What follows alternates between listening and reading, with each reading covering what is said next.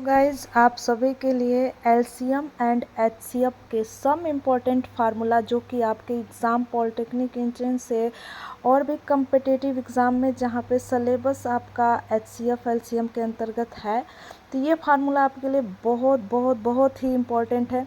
जैसे कि आपके सामने हमने पूरी एक लिस्ट बना दी है, आप देख सकते हो कि जैसे आप एग्जाम्पल में जैसे आपको A upon B, C upon D, E upon F का एलसीएम निकालना है, तो एलसीएम जो ऊपर वाले अंश है उनका एलसीएम निकालना है, बटे में यानी डिवाइड में जो नीचे आपका हर है उससे उसका एचसीएफ निकाल कर उसमें भाग दे देना है। ये पहला फार्मूला हुआ। अगर आपको दो संख्या दी गई हो, उसमें एलसीएम दिया गया, एचसीएफ पूछे, तब के लिए फार्मूला क्या होगा, एलसीएम का मल्टीप्लाई हम करेंगे एचसीएफ से, इक्वल टू हो जाएगा पहली संख्या इंटू दूसरी संख्या। तीसरा आता है बच्चा कि ए रेशियो बी अगर दिया गया जहाँ पे ये को प्राइम पेयर्स हैं जिसमें वास्तविक संख्या निकालना हो, तो एचसीएफ के साथ ए का मल्टीप्लाई, एचसीएफ के साथ बी का मल्टीप्लाई। दूसरा अगर एलसीएम दिया हो तो HCF into A into B equal to LCM हो जाता है। फिर छोटी सी छोटी संख्या यानी लिस्ट नंबर निकालना जो कि आपको एलसीएम के बारे में बताता है। जैसे ए बी सी से पूर्णतः विभाजित हो जाए तो आप क्या करोगे, ए बी सी का एलसीएम निकाल लोगे। बी दूसरा पॉइंट कि अगर ए बी सी को विभाजित करने पर के शेषफल दे तो एलसीएम निकालकर ए बी सी का प्लस के कर दोगे।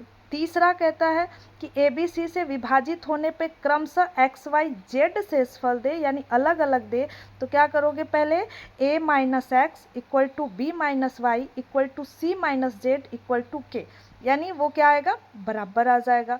तो आप क्या करोगे, फिर एलसीएम ए बी सी का निकाल के जो आपने घटाया है अलग अलग शेषफल का, वो जो समान आया उसको भी माइनस कर दोगे यानी माइनस के। ये हो गया आपका एलसीएम से कुछ जो कि आपके एग्ज़ाम में क्रैक करने के लिए महत्वपूर्ण फार्मूला जो कि आपको समझ में आ गया होगा। अब आते हैं अपनी बड़ी सी बड़ी संख्या ज्ञात करने पर। बड़ी सी बड़ी संख्या ज्ञात करना यानी आपको क्या निकालना है, एचसीएफ निकालना है। अब जैसे आपको एग्जाम्पल के तहत में ए बी सी को पूर्णतः विभाजित कर दे, ए कॉमा बी सी को पूर्णतः विभाजित कर दे, तो क्या करोगे, ए बी सी का आप एचसीएफ निकाल लोगे। और दूसरा पॉइंट कहता है कि ए बी सी को विभाजित करने पर के शेषफल दे यानी कुछ शेषफल दे, तो क्या करोगे, जो ए बी सी है आपका, ए में से के को माइनस कर लोगे, फिर बी में से के को माइनस कर लोगे, सी में से के को माइनस कर लोगे, और फिर उन सभी को माइनस करने के बाद उसका एचसीएफ निकाल लोगे। और पॉइंट नंबर सी, जैसे कि ए बी सी को विभाजित करने पर वो बड़ी सी बड़ी संख्या ए बी सी को विभाजित करने पर क्रमशः एक्स वाई जेड शेषफल दे, तो एचसीएफ निकालने से पहले क्या करेंगे, एचसीएफ ब्रैकेट में A minus X comma B minus Y comma C minus Z.